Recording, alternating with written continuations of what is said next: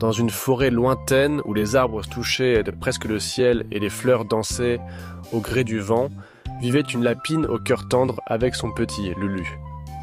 Le matin était doux et l'air était empli de l'odeur sucrée des fleurs. Lulu, je vais chercher des carottes et des fruits. Ne laisse entrer personne et ne sors pas avant mon retour, dit-elle avec douceur mais fermeté. Lulu hocha la tête, promettant d'obéir. Une fois sa mère partie, Lulu se perdit dans la contemplation des arbres ondulant dans la brise. Soudain, une papillon bleue éclatant comme un morceau de ciel attira son attention. « Je vais juste sortir un instant. » pensa-t-il, incapable de résister à l'appel du jeu. Il ouvrit la porte et suivit la papillon, riante et sautant à travers le jardin. La papillon menait Lulu de plus en plus loin du cottage. L'air se fit soudain plus lourd et des bruissements inquiétants émanèrent des buissons.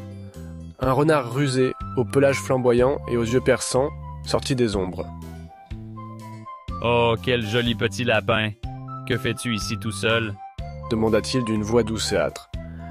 Paniqué, Lulu recula d'un pas, se souvenant des avertissements de Smer. « Viens jouer avec moi, j'ai des jeux amusants et je connais un endroit rempli de délicieuses carottes. » poursuivit le renard. Mais Lulu se méfiait. Il tourna les talons et se mit à courir, le renard à ses trousses, ses pas lourds résonnant derrière lui. Fort heureusement, Lulu aperçut le cottage au loin. Rassemblant ses forces, il bondit à l'intérieur et ferma la porte juste à temps. Le renard, frustré, tenta d'ouvrir la porte mais en vain. « Tu as eu de la chance cette fois-ci, petit lapin, mais je ne te lâcherai pas la prochaine fois. » grogna-t-il en s'éloignant. Quand sa mère revint et trouva Lulu tremblant dans un coin, elle comprit qu'il avait désobéi. Elle le serra tendrement contre elle. « Je t'avais dit de ne pas sortir. Tu as failli te faire attraper par le renard. » lui dit-elle avec douceur. Lulu, le cœur lourd de regret, répondit. « Je suis désolée, maman. Je ne désobéirai plus jamais. » Ce jour-là, il apprit l'importance d'écouter les conseils des aînés. Adam, le dragon, était un jeune dragon intrépide. Sa mère, inquiète, l'avait mis en garde contre les dangers du monde extérieur.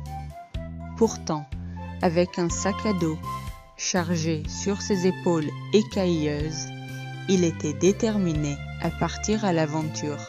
« Je reviendrai bientôt, maman, » murmura-t-il avant de s'envoler discrètement dans le ciel. Adam survola les toits jusqu'à apercevoir une fenêtre entr'ouverte. Curieux, il se posa délicatement sur le rebord et se glissa à l'intérieur.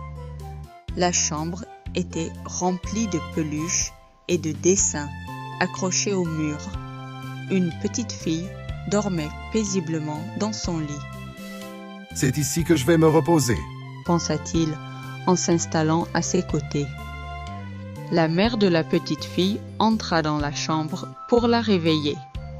Quelle ne fut pas sa surprise de découvrir Adam. « Qu'est-ce que ce dragon fait ici ?» s'exclama-t-elle effarée.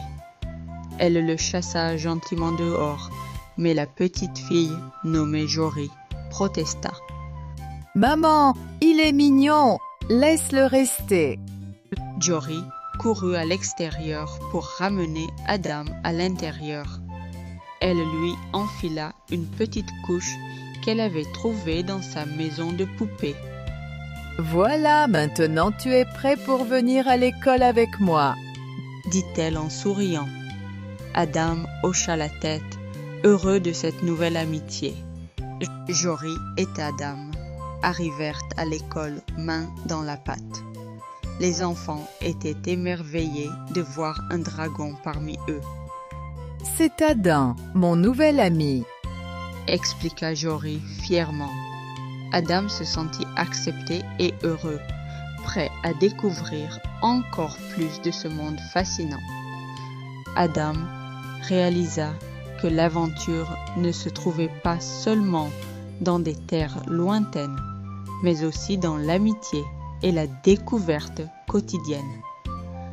Alors que la cloche de l'école sonnait la fin des cours, il s'envola avec Jory pour une nouvelle aventure, prêt à explorer les merveilles du monde ensemble, un jour à la fois.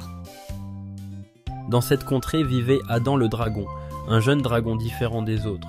Bien qu'il soit grand et robuste, il n'avait pas la capacité de cracher du feu comme ses congénères. Rex, le chef des dinosaures, était préoccupé par l'absence de feu chez Adam. « Dragon sans feu ne peut protéger notre royaume », déclara-t-il d'une voix retentissante.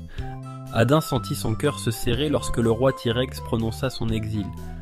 « Et trouve ta véritable force », ordonna le roi. Adam marcha seul, déterminé à découvrir la raison de son incapacité. « Je dois prouver ma valeur », se dit-il, ses yeux brillants d'espoir. Adam se pencha pour boire à la source, et soudain, une chaleur intense envahit son corps. « C'est ici que commence mon vrai pouvoir », murmura-t-il, sentant une nouvelle énergie bouillonner en lui. Adam revint avec une confiance renouvelée. Lorsqu'il ouvrit la bouche, un jet de lumière éclatante émergea, éblouissant tous ceux qui l'entouraient.